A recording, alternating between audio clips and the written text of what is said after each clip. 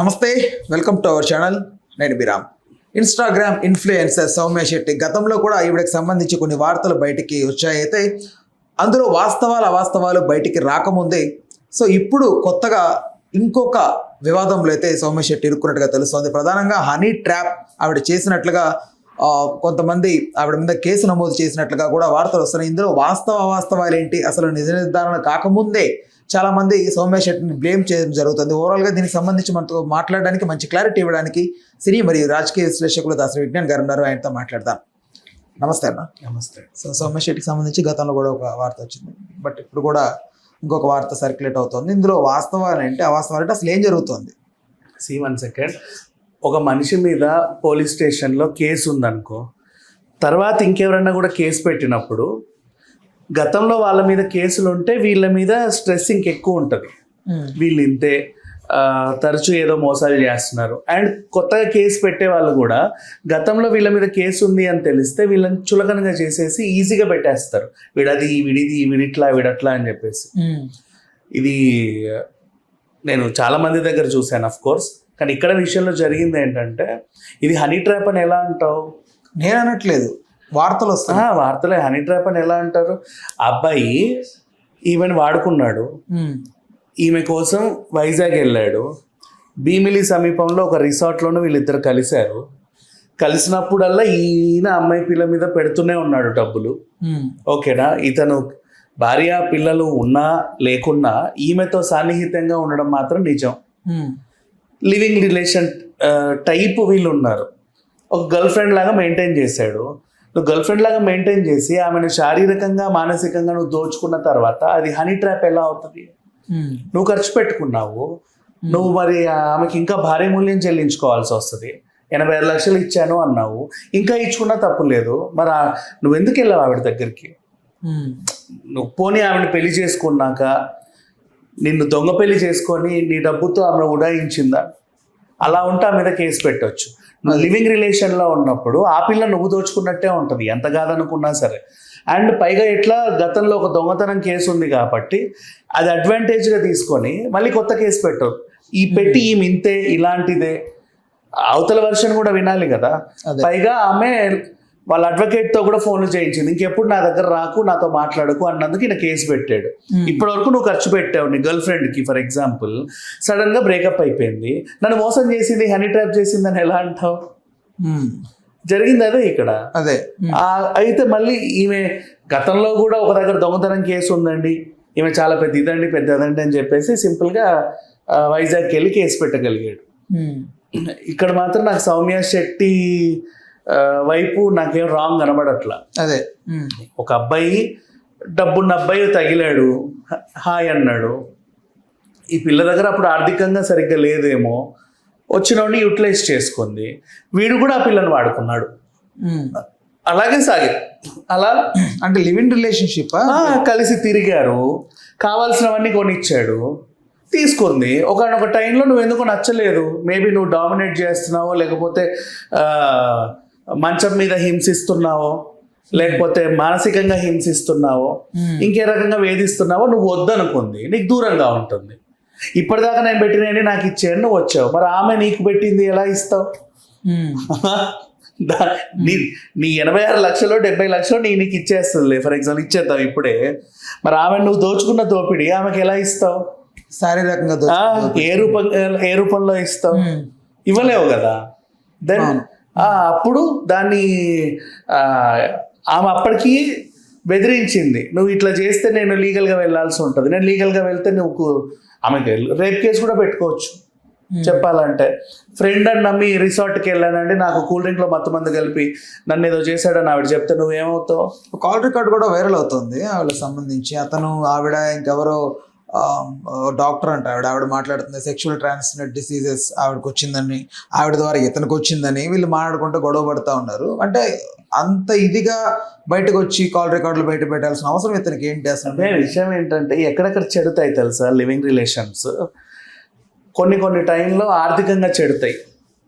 అప్పటి వరకు బాగా చక్కగా తిరిగి ఆ టైం సడన్గా డబ్బులు ఉండవు ఎవరి దగ్గర, ఆ టైంలో విడిపోవాల్సి వస్తుంది. నెక్స్ట్ కొన్నిసార్లు వీళ్ళు ఎవరి మీద ఉన్న కోపాన్నంతా ఇంట్లో చూపిస్తూ ఉంటారు. ఆమె అయినా సరే ఎవరి మీద ఉన్న కోపాన్ని ఫ్రస్ట్రేషన్ వీళ్ళ మీద చూపిస్తూ ఉంటారు. అట్లా విడిపోతారు. కొన్ని సందర్భాల్లో వీళ్ళకి ఇంకొక రిలేషన్, వాళ్ళకి ఇంకో రిలేషన్ అప్పుడు విడిపోతూ ఉంటారు. అండ్ ఇంకొన్ని ఇప్పుడు ఈ సిచ్యువేషన్ ఏంటంటే ఆ కాల్ రికార్డింగ్ బట్టి కొన్ని సిచ్యువేషన్స్ చెప్తా, వీళ్ళకి అది జరిగిందని మనం తీర్మానించలేం, ఏదో విన్నాం కాబట్టి. శారీరకంగా కలిసే వాళ్ళు అదే పనిగా కలిసే వాళ్ళకి ఏంటంటే సుఖ వ్యాధులను పట్టించుకోరు, క్లీన్గా ఉండాలనుకోరు, 24 గంటలు అదే పనిలో ఉంటారు. కొన్నిసార్లు ఏమైనా అడ్డమైన అవి ఇవి చేరుతాయి, ఇన్ఫెక్షన్స్ కింద వీడికో ఆమెకో లేకపోతే ఎవడికో వస్తాయి. అట్లాంటి టైంలో దూరం అవుతారు. నీకు అది ఉంది ఇది ఉంది అని నిందిస్తారు. నీ వల్లే వచ్చిందని మాట్లాడతాడు. నీకుండబట్టే నాకు వచ్చింది కాదు, నీకుండబట్టే నాకు వచ్చింది. ఇట్లాంటి టైంలో కూడా గొడవలు అయి విడిపోతూ ఉంటారు. అంటే విడిపోవడానికి 100 గొడవలు ఉంటాయి, మరి ఇంత దరిద్రంగా మాట్లాడుకోవాల్సిన అవసరం లేదు.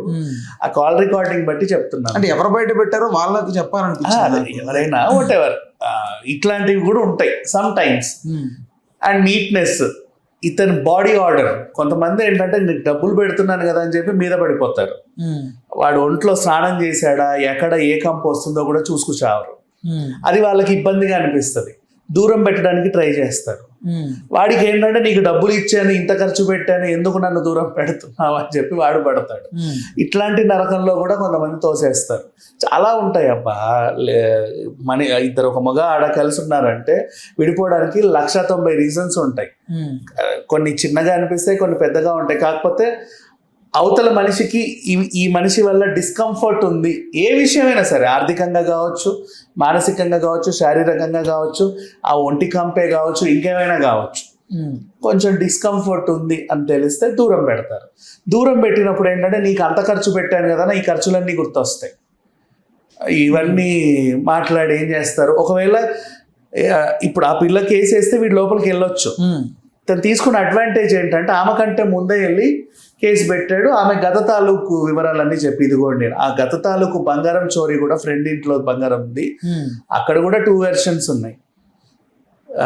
ఈమె ఇచ్చింది అని ఫ్రెండ్ అడిగే తీసుకెళ్ళింది, టైంకి ఇవ్వనందుకో లేకపోతే ఇంకా దేనికో గొడవ అయిందని చెప్పేసే ఉంది తప్ప, అక్కడ స్టార్టింగ్ ఏంటంటే బెడ్రూమ్కి వెళ్ళి ఎవరు లేనప్పుడు చూసేసి నగలు దొంగతనం చేసినట్టు వాళ్ళ వెర్షన్. అక్కడ కాన్ఫ్లిక్ట్ ఉంది బేసిక్. ఆ వెర్షన్ లో ఆవిడ ఏంటంటే 19th 22 28 ఒకే రీజన్, ఏదో వాష్రూమ్ ప్రాబ్లం. అన్ని రోజులు వాష్రూమ్ ప్రాబ్లం హ్యూమన్ కి ఎట్లా ఉంటది, ఉండదు కదా. సో సరే ఓకే, ఆ కాన్ఫ్లిక్ట్ పక్కన పెడితే అట్లా వాళ్ళు ఏదో కొట్లాడుకున్నారు. అక్కడ కూడా 2 వెర్షన్స్ విన్నాం.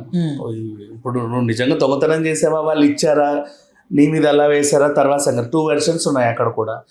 ఆ ఒక వెర్షన్ని తీసుకొచ్చి ఇక్కడ రుద్దడం, ఇవి కామనే. ఇప్పుడు అది ఎందుకు, ఫర్ ఎగ్జాంపుల్ నేనున్నా, నా మీద బోల్డ్ అని కేసులు పెడతారు, ఇష్టం ఉన్నట్టు వాగుతా కాబట్టి. వీళ్ళు కేసులు పెట్టినవి ఉంటాయి గతంలో. ఇప్పుడు కొత్తగా నువ్వు వస్తావు, నువ్వు ఏదన్నా పెట్టేస్తావు నా మీద, ఇప్పుడు ఎట్లాంటి వాడు అంటారు, పోయినసారి చూడండి ఏంటి విడిపోయినా అని చూపిస్తావు. ఇక్కడ జరిగింది అదే టైం. అప్పుడు బలపడుతుంది. ఖచ్చితంగా పోలీస్ స్టేషన్కి రావాల్సి ఉంటుంది, నీ వెర్షన్ నువ్వు చెప్పాల్సి ఉంటుంది. ఆ సిఐ ఆర్ ఎస్ఐ నిన్ను నమ్మితేనే నువ్వు అక్కడి నుంచి బయటపడతావు. లేదు అంటే ఖచ్చితంగా రిమాండ్ కేసేస్తారు, డౌటే లేదు. బికాస్ ఓల్డ్ కేసెస్ ఉంటే అది కొంచెం ఇబ్బంది. అంటే వీడు నిజంగా సీరియల్ నేరస్తుడా, లేకపోతే ఎందుకు ఇన్ని వస్తాయి వీడిపైన, అసలు వీడు ఎలాంటోడు ఏంటి, ఇట్లాంటివన్నీ చూస్తారు. రైట్, నేను ఎక్స్పీరియన్స్ చేసా ఇది యాక్చువల్గా. అందుకే చెప్తున్నా. ఇప్పుడు ఈ అమ్మాయి మీద కూడా గత తాలూకు ఏదో కేసు ఉండడం బట్టి, ఆ దొంగతనం కేసు ఉండడం బట్టి దాన్ని బలం చేస్తా ఈజీగా వెళ్ళి హనీ ట్రాప్ అని పెట్టేశాడు. ఈ కేసు ఇప్పుడు ఎటు వెళ్ళే అవకాశం ఉంది? ఎటు వెళ్ళినా సరే 1 సెకండ్ ఆ పిల్లే గెలుస్తుంది దీంట్లో. ఈయన పెట్టిన case first of all police స్టేషన్కి అయితే పిలుస్తారు, ఇద్దరి వాదనలు వింటారు. నువ్వు ఎఫ్ఐఆర్ పెట్టినంత మాత్రం వచ్చి అరెస్ట్ చేసి పట్టుకెళ్ళరు. 2 వెర్షన్స్ వింటారు పోలీసులు, అంత ఈజీగా ఏం చేయరు. ఆమె వెర్షన్ కూడా ఇంపార్టెంట్ కదా. నేను హనీ ట్రాప్ చేసింది అన్నావు, ఎలా చేసింది? ఆన్లైన్లో చేసిందా?